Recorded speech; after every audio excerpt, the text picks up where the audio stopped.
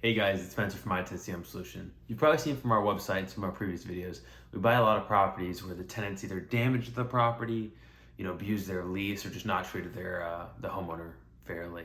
And so, kind of what I want to do today is talk a little bit about, what we see and kind of what you can do to prevent some of that stuff, right? So, when you find your property in a beat up state, right, the first thing you got to do is stop, just take a deep breath, right? Not the end of the world, it's just stuff.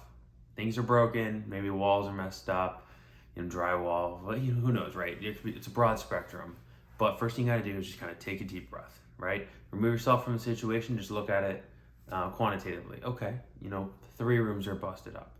2 rooms need paint, 1 needs new drywall or something along those lines. Maybe it just needs to be cleaned up or, who knows. So take that deep breath and then send a letter to the tenant, right? Whether it's a former tenant who's just moved out or if it's the tenant who's there living there at the time, and just kind of detail what you've seen and why it's an issue. Address the lease, address any kind of differences between your expectations and what they're doing, because what you want to do there, right, is you want to understand their motivations, right? Why are they staying in the house? Why did they leave?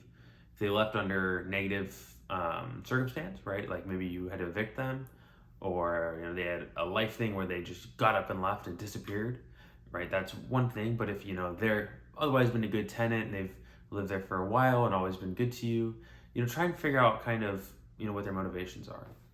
Now, if it's real bad and you're worried about the property deteriorating further, right, you got to evaluate if you got the right to evict.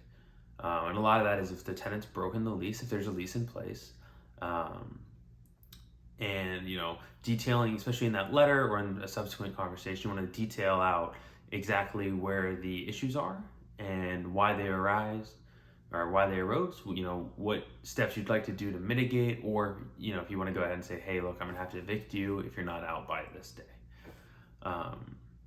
So kind of with that, right now we've got kind of like an eyeball on the property. We've started some movement on getting the tenants either out or something along those lines.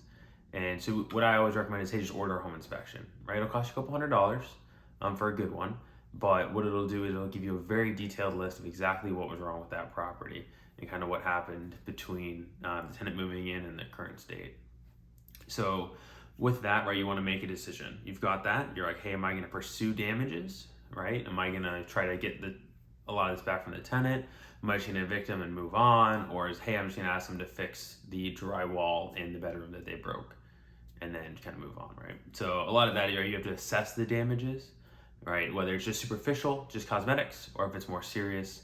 Obviously, you can't necessarily do structural like foundation repairs if the tenants are still in the house. So maybe we're talking about asking them to leave for a bit and then come back, or we're waiting until after we evict. So part of that assessment, right, is you're evaluating the scope, the price point, and especially with bigger stuff too, you're gonna do 2 things. One, if it's real big, right, you're gonna file that with your insurance company. And a lot of that too is you'll file, what I always recommend, if your deductible is higher than the price of repairs, just do the repairs yourself, pay for it out of pocket, don't file the claim. But if the cost exceeds your deductible, pay the deductible, get your insurance on it. And then the last one, which I always recommend when you have tenants that damage your property, is go ahead, take that security deposit, take your list of assessed and evaluated damages, and deduct that from the security deposit. For instance, if the drywall is out in one of the rooms and it costs you $100 to hang new drywall, tape and mud it, and then paint over it, deduct that $100 as a security deposit and say, hey, for bedroom 1, sheetrock, paint, mud, and tape, right? And that way too, when you reach out to your tenant, you're like, hey, I'm only giving you $100 of your $1,000 security deposit. And they're like, hey, Spencer, what the heck? I can say, hey, the other $900 went to these exact damages that were left from your tenancy. Now, keep all that in mind. That's a lot of work. Sometimes it's a pretty complicated process. So I would recommend, hey, talk to an expert. All right, if you want to give me a call, happy to walk you through the process, make some recommendations, talk about our experience, my experience dealing with this myself. Or you can always, hey, just sell the property as is, right? Some people call it cutting your losses.